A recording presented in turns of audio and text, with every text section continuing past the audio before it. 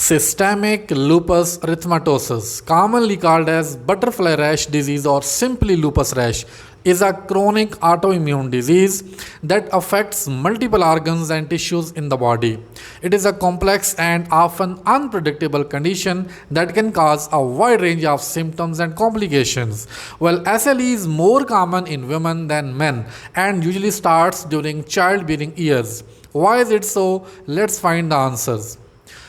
We shall discuss butterfly rash, signs and symptoms of lupus disease, potential causes of systemic lupus erythematosus, and most importantly, biological reasons behind all these happenings. Stay with me. Let's start. Signs and symptoms of systemic lupus erythematosus. Well, most of the common symptoms of SLE include Number 1. Skin rashes. A lupus rash is a distinct type of skin rash that occurs in a butterfly-shaped pattern across the cheeks and bridge of the nose.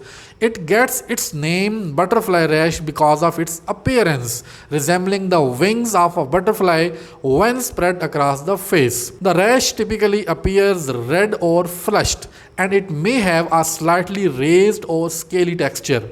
The severity of the rash can vary from mild to severe, and its presentation can come and go during SLE flares.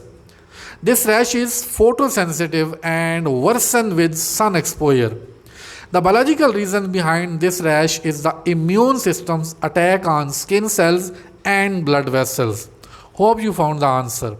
Number 2. Fatigue. Well, persistent fatigue is a common complaint in SLE patients. It is potentially due to anemia and because of blood deficiency and low platelet count. It is believed to be related to chronic inflammation and immune system dysregulation that occurs in the disease. Number 3. Joint pain and swelling. Arthritis is a frequent manifestation of SLE. It is caused by the body's immune system attacking the synovium, which is the lining of the joints, leading to inflammation and pain in the joints. Number 4. Fever. Well, patients with SLE may experience recurrent fevers, which are often a result of inflammation and immune system activation. Number 5. Kidney problems. SLE can cause inflammation in the kidneys, leading to various kidney disorders. The immune system attacks the kidney tissues, which can result in proteinuria, hematuria, and even kidney failure. Number 6. Chest pain and breathlessness. Inflammation of the lining around the heart, pericarditis, and lungs, pleuritis, can occur in SLE, leading to chest pain and difficulty in breathing. Number 7. Raynaud's phenomenon. Well, in Raynaud's phenomena, the cold temperatures or stress conditions, the fingers and toes can turn white or blue due to decreased blood flow. This occurs because the immune system affects blood vessels, leading to vasoconstriction in the area. Now we have talked about the symptoms. Now let's talk about some causes. These causes are very important to understand.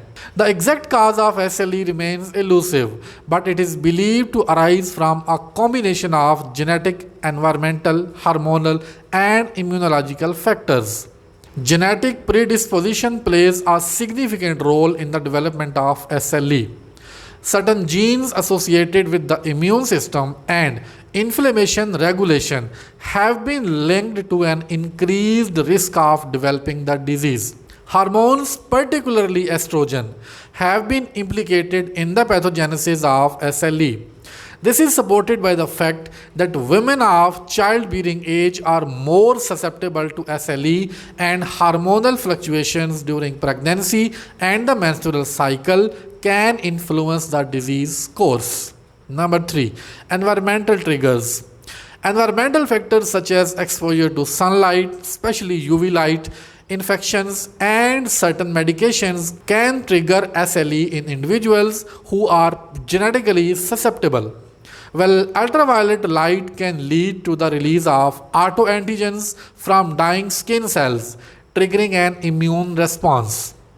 Number 4. Immunological dysregulation. Well, SLE is fundamentally an autoimmune disorder where the immune system mistakenly attacks the body's own tissues and cells.